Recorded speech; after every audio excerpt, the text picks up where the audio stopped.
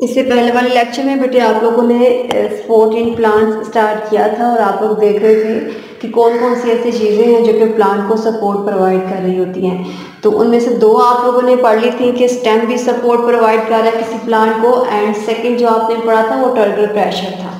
ठीक है, तो दो आप पढ़ चुके हैं।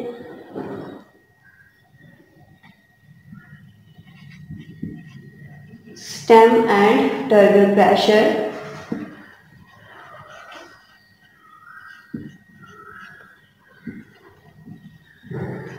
थर्ड जो अभी हम स्टार्ट करेंगे वो हम कोलनकाइमा एंड सक्लेरेनकाइमा सेल्स के बारे में पढ़ेंगे, और सक्लेरेनकाइमा एंड कोलनकाइमा किस तरह से सपोर्ट प्रोवाइड करते हैं और किसके अंदर सपोर्ट प्रोवाइड करते हैं वो हम देख लेते हैं। तो फर्स्ट वो आप पढ़ चुके हैं, वो आपको मैंने बताया था कि शॉर्ट क्वेश्चन में आपको आ सकता है, तो आपने उसको याद कर लेना है। तो थर्ड जो कि सपोर्ट प्रोवाइड कर रहा है प्लांट के अंदर सेल वो है सक्लेरेनकाइमा,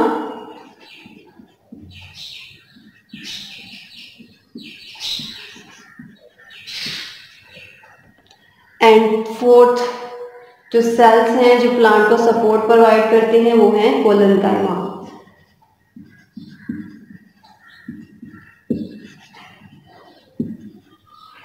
सक्लेरेनकाइमा आप लोगों ने पढ़ा था कि कोई भी ऐसे सेल्स हैं जो किसी भी मेच्योर प्लांट के अंदर सपोर्ट प्रोवाइड करते हैं, और कोलनकाइमा आप लोगों ने इंट्रोडक्शन में पढ़ा था कि कोई भी ऐसा सेल जो कि बेबी प्लांट को सपोर्ट प्रोवाइड करता है। तो सक्लेरेनकाइमा किसी भी मेच्योर प्लांट को सपोर्ट प्रोवाइड करते हैं,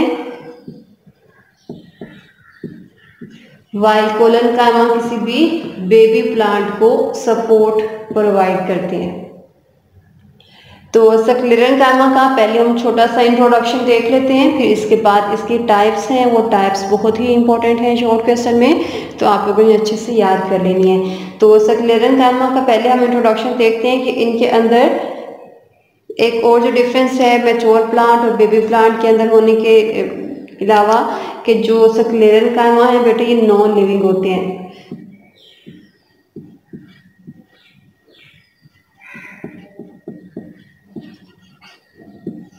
वाइल कोलनकाइमा लिविंग सेल्स हैं।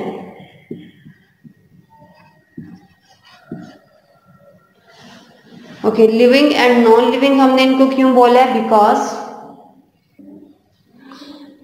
बिकॉज अगर हम एक ड्रॉ कर लेते हैं यहाँ पे स्ट्रक्चर किसी भी सेल का, इसको अंडरस्टैंड करने के लिए, तो आपको पता है कि किसी भी सेल की सबसे आउटर जो कवरिंग है वो सेल वॉल है, और उसकी इनर साइड पे सेल मेम्ब्रेन,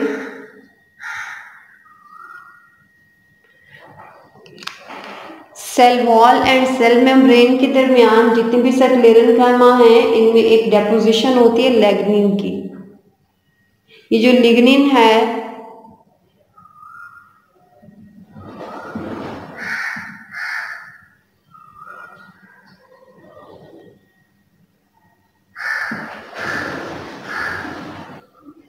ये किसी भी प्लांट सेल को इम्परमिएबल कर देती है वाटर के लिए और गैसेस के लिए। इम्परमिएबल मीन्स कि फॉर एग्जांपल ये सेल मेम्ब्रेन और ये सेल वॉल है, तो हमने बोला कि ये किसी भी वाटर एंड गैस के जो मॉलिक्यूल्स हैं उनके लिए ये जो सेल है ये इम्परमिएबल हो जाता है। इट मीन्स कि ये जो थिक लेयर लिग्निन की cell wall and cell membrane के दरमियान आ गई है, इसकी वजह से वाटर की एंड गैस के मॉलिक्यूल्स सेल के अंदर मूव नहीं कर सकते, बिकॉज एक थिक लेयर इसको कवर कर रही है, बिकॉज इस लिग्निन ने इसे इम्परमिएबल कर दिया है। लिग्निन इसको इम्परमिएबल कर देती है।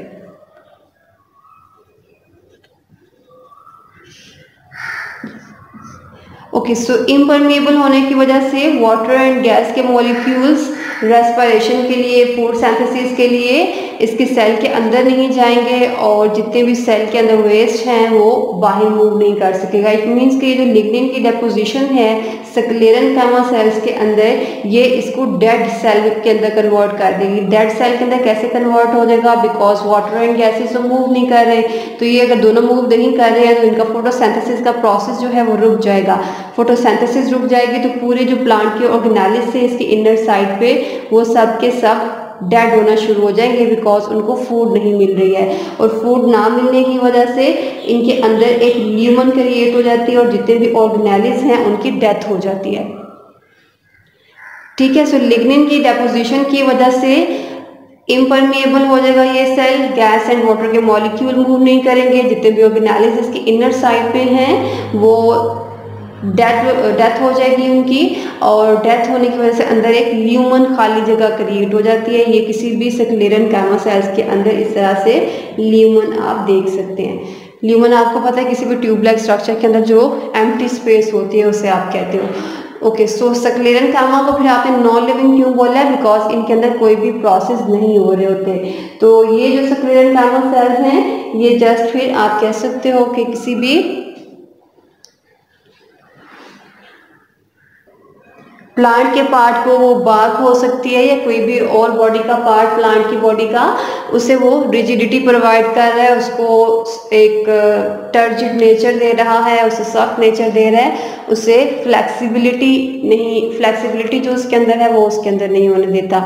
सो जितने भी सेक्लेरेन्काइमा सेल्स हैं उनके अंदर कोई भी लाइफ की एक्टिविटी नहीं हो रही होती है। ठीक है, वो डेड है बिकॉज उनके अंदर सारे फोटोसिंथेसिस रेस्पिरेशन के सब प्रोसेस स्टॉप हैं, और ये जस्ट किसी भी सेल को रिजिडिटी प्रोवाइड करेंगे।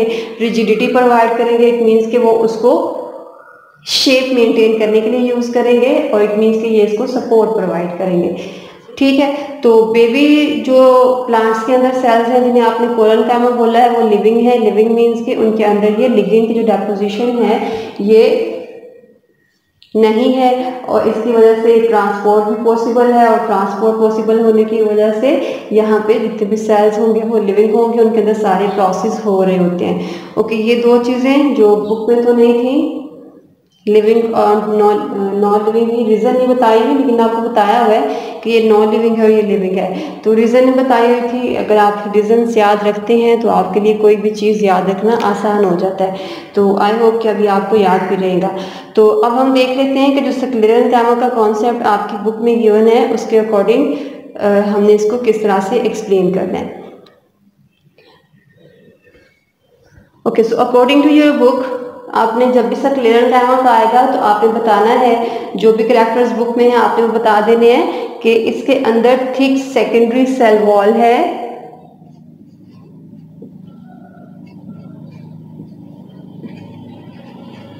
सेल वॉल बेटे आपको पता है किसी भी प्लांट की बॉडी के सेल के सबसे आउटर मोस्ट कवरिंग को आप कहते हो। और ये दो टाइप्स आपने पढ़ी थी, primary cell wall and secondary cell wall.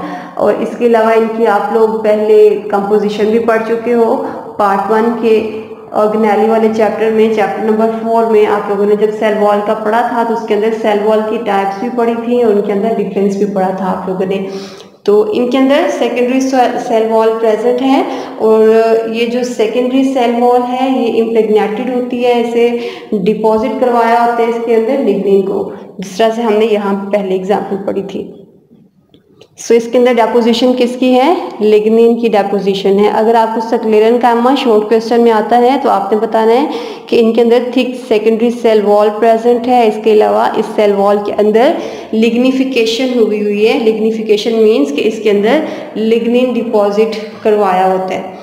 Okay, सो ये दो कैरेक्टर्स आपकी बुक में गिवन थे सेक्लेरेन्काइमा के। ओके, इसके अलावा जो थर्ड कैरेक्टर आपकी बुक में बताया हुआ है कि जो सेक्लेरेन्काइमा है वो यही बताया हुआ है कि वो नॉन लिविंग है। नॉन लिविंग क्यों है उसकी रीज़न तो नहीं है, लेकिन ये मैंने आपको इसकी रीज़न बता दी है कि आपको क्लियर हो गई होगी। ठीक है,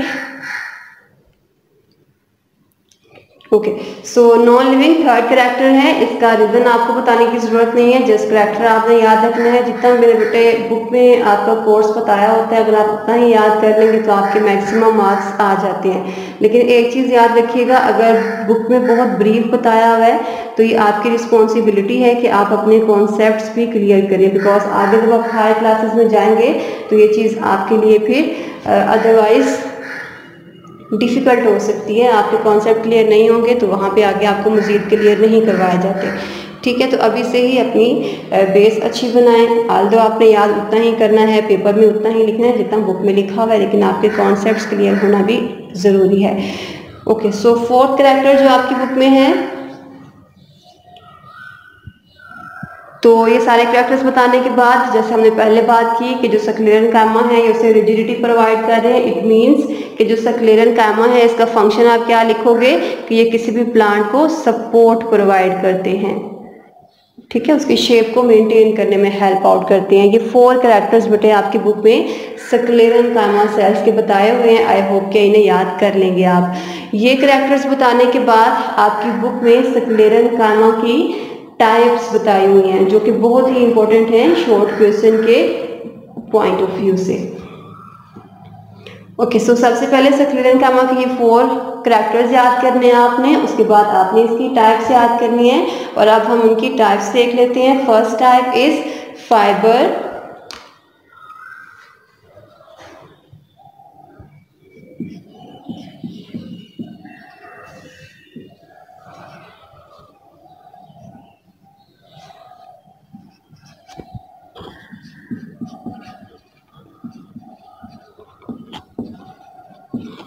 जिसे आप ट्रैकिड भी कहते हो। सेकेंड टाइप इज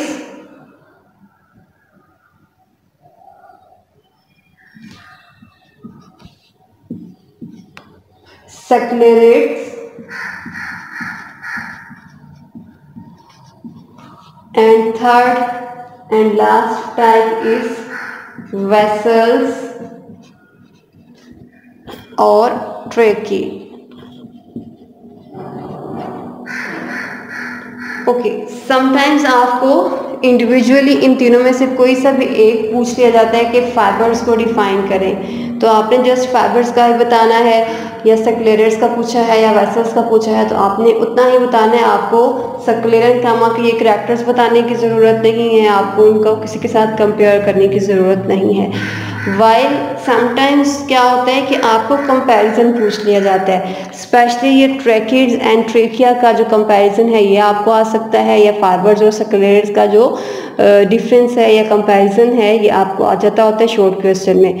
तो अब हम देख लेते हैं कि कौन कौन से ऐसे कैरेक्टर्स आपकी बुक में इनके गिवन हैं। उसके बाद मैं कुछ कैरेक्टर्स खुद से भी आपको लिखवा दूंगी सो डैट अगर आप ज़्यादा स्टडी करेंगे, ज़्यादा गेन करेंगे तो आपके लिए मैक्सिमम चीज़ें जब आप लर्न करते हैं तो पेपर में अटैम्प्ट कर रहे होते हैं तो कुछ चीज़ें आपको याद रह जाती हैं, कुछ भूल जाती हैं। तो ट्राई किया करें कि मैक्सिमम एग्जांपल्स या मैक्सिमम कैरेक्टर्स याद किया करें। अगर खुदा ना खासा आपको कुछ भूल भी गई हैं तो आप कुछ ना कुछ लिख सकें। तो फाइबर्स के सक्लेरेट्स एंड वेसल्स ये इंपॉर्टेंट है शॉर्ट क्वेश्चन में। हम इनके कैरेक्टर्स देख लेते हैं कि कौन कौन से कैरेक्टर्स बुक में गिवन हैं। तो फाइबर्स के कैरेक्टर्स अगर हम देखें तो फाइबर्स जो कैरेक्टर्स बुक में हैं उसमें जस्ट ये बताया हुआ है कि ये लॉन्ग और सिलेंड्रिकल हैं।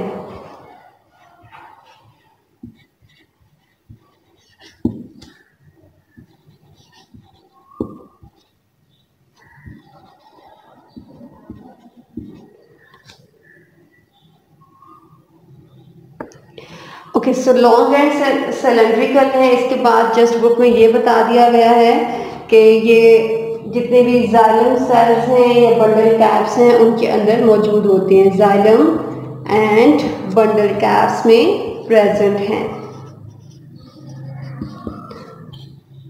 और ये बंडल कैप्स क्या होते हैं, अगर हम किसी भी सेल का स्ट्रक्चर यहाँ पे बिल्कुल इररेलेवेंट हो जाएगा बट थोड़ा सा आइडिया मैं दे देती हूँ। किसी भी सेल को अगर आप ड्रॉ करो तो ये सबसे आउटर एपिडर्मिस है, फिर कॉर्टेक्स है, फिर उसके बाद ये पित्त का प्रोसेस स्टार्ट हो जाता है। और पित्त के अंदर अगर आप देखें तो इस तरह से ये सेल्स मौजूद होते हैं और इन सेल्स के अंदर ये वाला जो पार्ट है ये जाइलम का है और ये फ्लोएम का पार्ट होता है। तो इसके आउटर साइड पे कुछ सेल्स अरेंज हुए होते हैं जो कि वेस्कुलर बंडल्स के ऊपर होते हैं। वेस्कुलर बंडल्स आपको पता है, आप उन सेल्स को कहते हो जो कि फ्लोएम के हैं और जो जाइलम के हैं। तो वेस्कुलर बंडल्स के ऊपर जो सेल्स का एक क्लस्टर है उसे आप बंडल कैप्स कहते हो।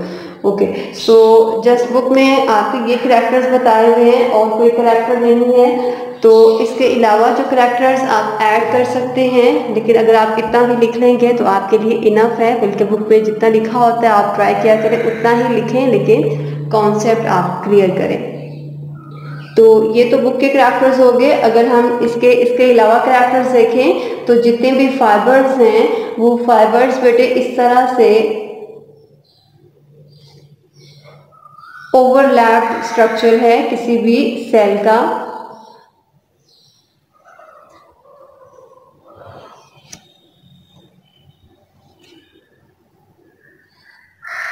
ओके, यहाँ पे आप देख रहे हो कि इनके जो एंड्स हैं वो बिल्कुल एक दूसरे के साथ एंड टू एंड मीट नहीं कर रहे, ये ओवरलैप हुए हुए हैं। यहाँ से लेके ये वाला जो सारे का सारा पोर्शन है, ये इनके जो एंड्स हैं यहाँ तक ये ओवरलैप हुए हुए हैं। ये बुक के अंदर कैरेक्टर नहीं बताया हुआ, लेकिन बहुत ही इंपॉर्टेंट कैरेक्टर है फाइबर्स का कि इनके जो एंड्स हैं ये ओवरलैप्ड होते हैं और एंड टू एंड मीट नहीं कर रहे होते। ठीक है, सो इसके बाद वेसल्स एंड सक्लेरेट्स के अगर करैक्टर्स देखें तो सक्लेरेट्स के करैक्टर्स जो आपकी बुक में हैं उतने ही इनफ हैं, लेकिन जस्ट 2 ही करैक्टर्स बुक में बताए हुए हैं कि ये शॉर्ट हैं as compare to shorter then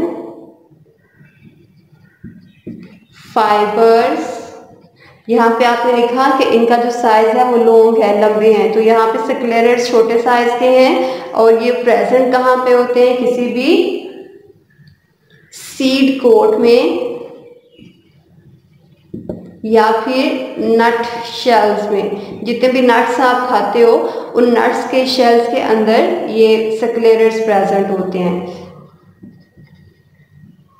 ये नट्स कोई भी हो सकते हैं, वॉलनट हो सकता है या कोई भी ऐसे नट्स जो आप सर्दियों में खाते हैं वो सारे इसके अंदर आ सकते हैं। तो जितने भी सक्लेरेट के करैक्टर्स हैं ये आपके 2 करैक्टर्स, इसके अलावा इसका एंट्री फंक्शन भी बताया हुआ है कि ये प्रोटेक्शन प्रोवाइड करते हैं। प्रोटेक्शन किस चीज़ को, इन शेल्स के अंदर जो भी फ्रूट है या इस सीड कोट के अंदर जो भी सीड है उसे ये प्रोटेक्शन प्रोवाइड कर रहे होंगे। सो सक्लेरेट्स के कितने करैक्टर्स हैं कि ये शॉर्ट है इनका size as compare to fibres. इसके अलावा इनकी प्रेजेंस बताई हुई है फिर कि ये प्रेजेंट किस में है, सीड कोट में और नट्स के शेल्स में। और थर्ड जो इसका करैक्टर बताया हुआ है बुक में कि ये आपके जितने भी सीड्स हैं और जितने भी नट्स हैं उन्हें प्रोटेक्शन प्रोवाइड कर रहे होते हैं, उन्हें कोई हार्म नहीं पहुंचने देते।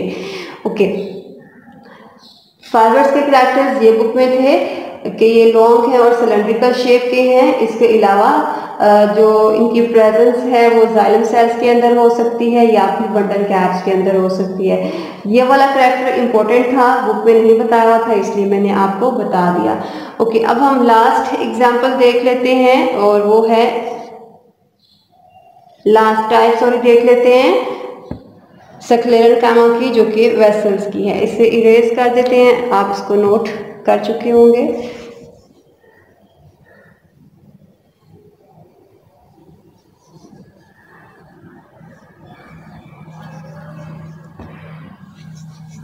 ओके, सो वेसल्स जो कि लास्ट एग्जांपल टाइप है सक्लेरल कामा की। वेसल्स के करैक्टर्स अगर हम बुक में देखें तो जस्ट यही लिखा हुआ है कि ये लॉन्ग हैं और ये ट्यूबुलर हैं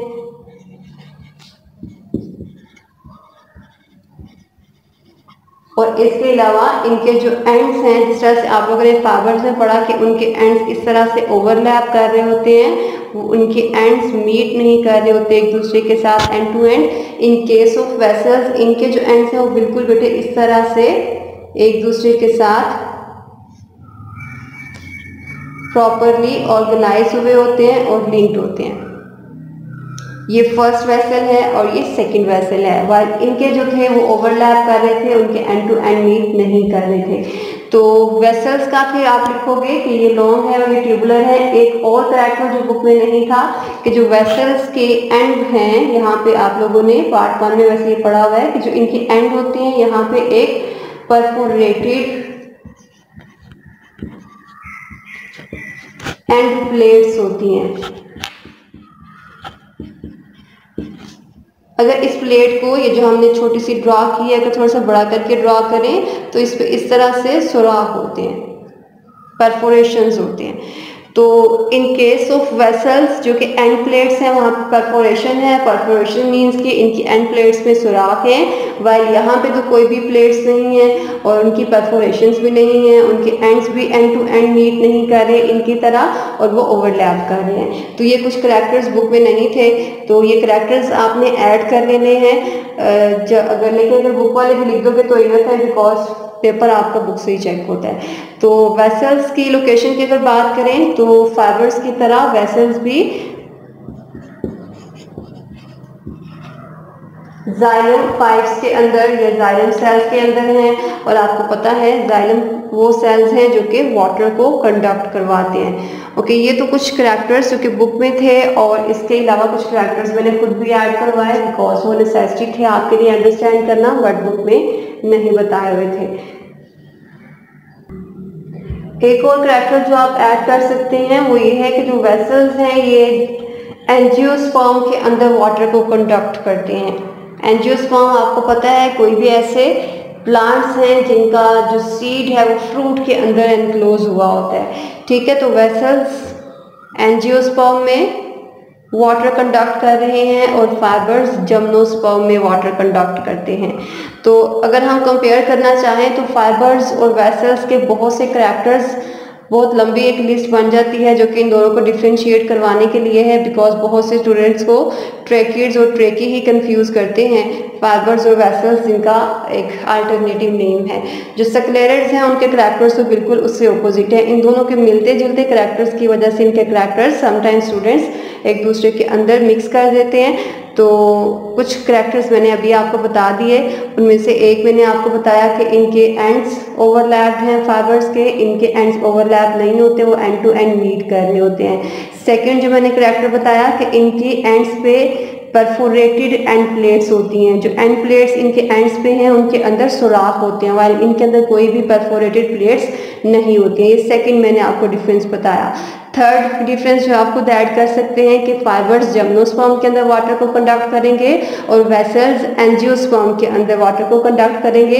दोनों ही जाइलम के अंदर हैं, तो दोनों जाइलम के अंदर अगर प्रेजेंट हैं तो दोनों में डिफरेंस क्या है और कौन कौन से प्लांट्स के अंदर ये कंडक्ट कर रहे हैं, ये जम्नो के अंदर और ये एंजियो के अंदर। ओके, ये कुछ डिफरेंसेस जो बुक में नहीं थे, जस्ट आपके लिए याद करने के लिए, आसानी पैदा करने के लिए और आपके कॉन्सेप्ट क्लियर करने के लिए मैंने आपको बता दिया। आई होप कि बेटा ये चीज़ें क्लियर हो गई होंगी, और ये आपके बहुत ही इंपॉर्टेंट शॉर्ट क्वेश्चंस हैं, तो आई होप कि आप इनको अच्छे से याद भी कर लेंगे।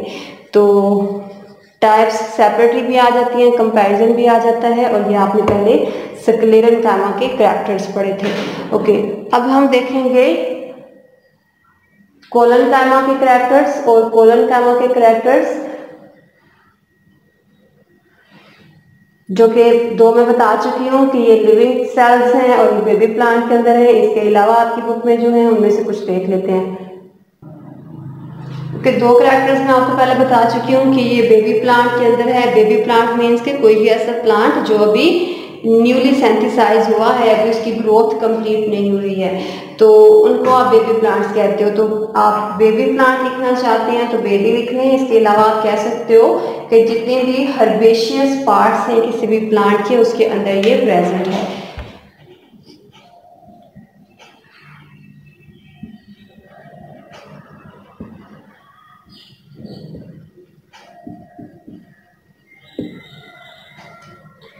ओके, सो हर्बेशियस पार्ट्स के अंदर है और लिविंग है। इसके अलावा जो सेकंड कैरेक्टर, ये तो आपका फर्स्ट कैरेक्टर हो जाएगा, और जो सेकंड कैरेक्टर आप बताएंगे और आपकी बुक में भी गिवन है वो है कि इनके अंदर सेकेंडरी सेल वॉल एब्सेंट होती है।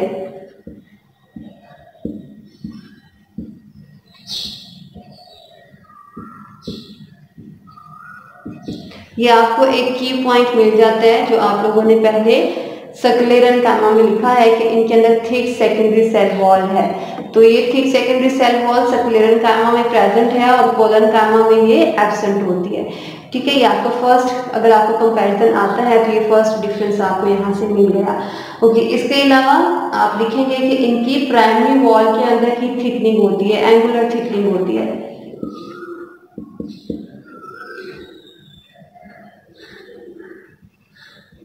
एंगुलर मीन्स के रिंग्स की फॉर्म में।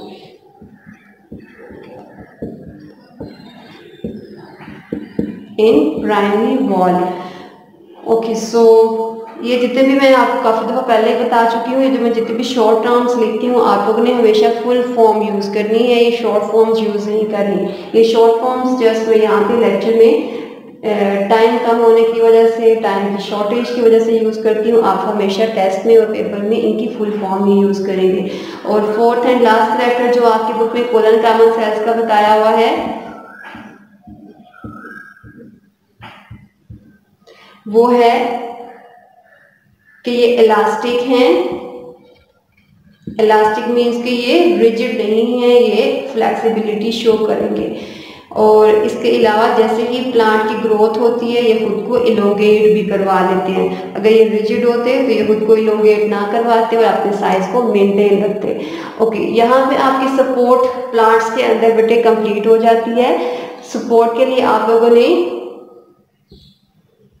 सबसे पहले स्टेम के बारे में पढ़ा कि स्टेम किस तरह से सपोर्ट प्रोवाइड करता है, और टर्गल प्रेशर का आपने पढ़ा। फिर आपने कोसक्लेरेंकामा एंड कोलनकामा सेल्स इस लेक्चर में इन दोनों के बारे में पढ़ा कि किस प्लांट में सपोर्ट प्रोवाइड कर रहे हैं, उनके करैक्टर्स कौन सी हैं, और अगर उनकी टाइप्स हैं तो उनकी टाइप्स कौन सी हैं और उनके अंदर डिफरेंस क्या हो सकता है। तो ये कुछ करैक्टर्स 1 to 4 हमने कोलनकामा सेल्स के लिखे हैं, और अगर आपको शॉर्ट क्वेश्चन आता है तो आपने ये लिखने हैं। ओके बेटे, सो ये आपका लेक्चर था सपोर्ट इन प्लांट का। यहाँ पे हमने इसको कंप्लीट किया। कोई भी क्वेश्चन है मेरे बेटे इस टॉपिक में? ज़्यादातर हमने वैसे शॉर्ट क्वेश्चन ही देखे हैं इसके अंदर, लॉन्ग क्वेश्चन में ये आता भी नहीं है, लेकिन आ भी सकता है, लेकिन इम्पोर्टेंट नहीं है लॉन्ग क्वेश्चन के पॉइंट ऑफ व्यू से।